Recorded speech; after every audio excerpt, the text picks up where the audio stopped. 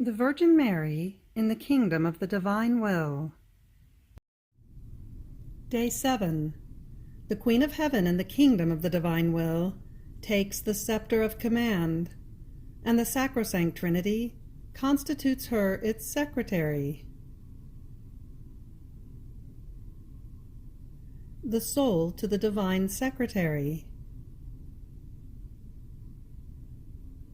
Queen Mamma, here I am, prostrate at your feet. I feel that, as your child, I cannot be without my celestial Mamma. And even though today you come to me with the glory of the scepter of command and with the crown of queen, yet you are always my Mamma. So though trembling, I fling myself into your arms, that you may heal the wounds which my bad will has made to my poor soul. Listen, my sovereign Mamma. If you do not make a prodigy, if you do not take your scepter of command in order to guide me and hold your empire over all my acts, so that my will may have no life, alas, I will not have the beautiful destiny of coming into the kingdom of the divine will. Lesson of the Queen of Heaven. My dear child, come into the arms of your Mamma, and pay attention in listening to me, and you will hear the unheard of prodigies that the divine fiat did in your celestial Mamma. As I took possession of the kingdom of the divine will, its steps within me ended, more so since these 6 steps symbolized the 6 days of creation. Each day, by pronouncing a fiat, God took as though a step, passing from the creation of one thing to another. On the 6th day, he took the final step, saying, "Fiat, let us make man in our image and likeness." And on the 7th day, he rested in his works, as though wanting to enjoy everything he had created with such magnificence. And in his rest, looking at his works, he said, "How beautiful are my works! Everything is order and harmony." And fixing upon man, in the ardor of his love, he added, "But you are the most beautiful. You are the crown of all our works." Now, my creation surpassed all the prodigies of creation, and therefore the divinity wanted to take, with its fiat, 6 steps in me. As I took possession of the kingdom of the divine will, its steps in me ended, and its full life, whole and perfect, began within my soul. And oh, at what divine heights I was placed by the Most High! The heavens could neither reach me nor contain me. The light of the sun was small before my light. No created thing could reach me. I crossed the divine seas as if they were my own.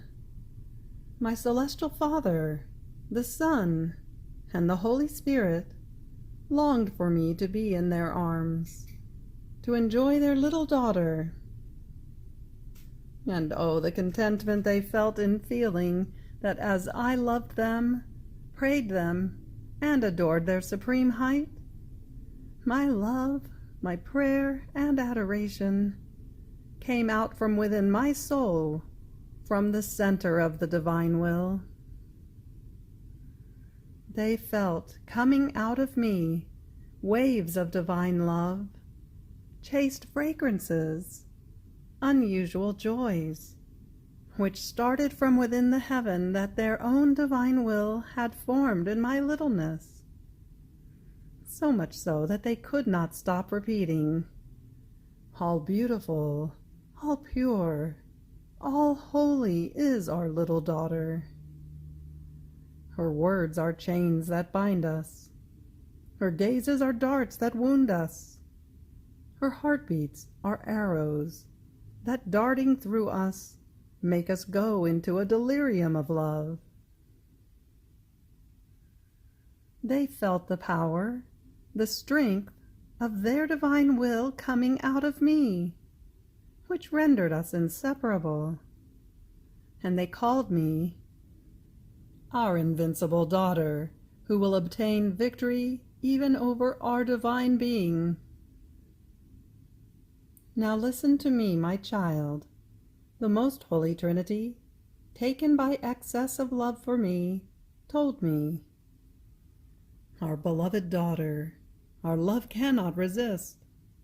It feels suffocated if we do not entrust to you our secrets. Therefore we elect you, our faithful secretary. To you we want to entrust our sorrows and our decrees.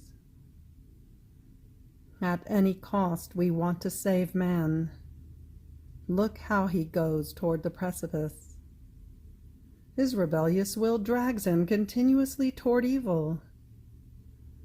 Without the life, the strength, and the support of our divine will, he has deviated from the path of his Creator and walks, crawling on the earth, weak, ill, and full of all vices.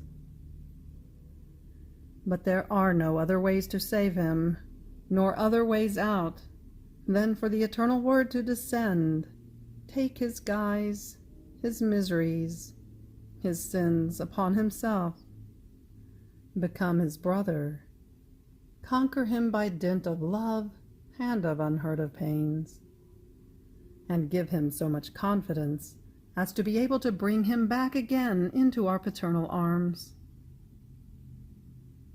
Oh, how we grieve over the destiny of man! Our sorrow is great, nor could we confide it to anyone, because not having a divine will to dominate them, they could never comprehend either our sorrow or the grave evils of man fallen into sin. To you, who possess our fiat, is given the ability to comprehend it. Therefore, to you, as our own secretary, we want to unveil our secrets and place the scepter of command into your hands, that you may dominate and rule over everything, and your dominion may conquer God and men, bringing them to us as our children, generated anew in your maternal heart. Who can tell you, dear child, what my heart felt at this divine speaking? A vein of intense sorrow opened in me, and I committed myself, even at the cost of my life, to conquer God and the creature, and to unite them together. Now, my child, listen to your mamma. I saw you surprised in hearing me narrate the story of the possession in the kingdom of the divine will. Now know that this destiny is given also to you. If you decide never to do your will, the divine will form its heaven in your soul. You will feel the divine inseparability.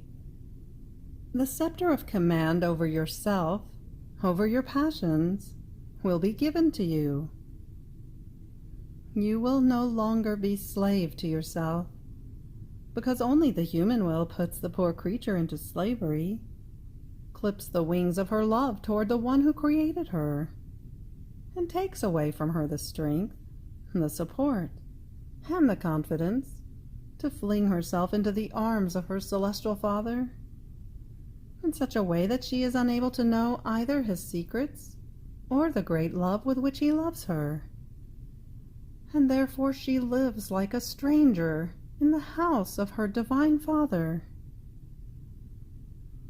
What distance the human will casts between Creator and creature! Therefore listen to me. Make me content. Tell me you will no longer give life to your will, and I will fill you completely with the divine will. The soul. Holy Mama, help me. Don't you see how weak I am? Your beautiful lessons move me to tears, and I cry over my great misfortune of having fallen many times into the maze of doing my own will, detaching myself from that of my Creator. Oh, please be my Mama. Do not leave me to myself.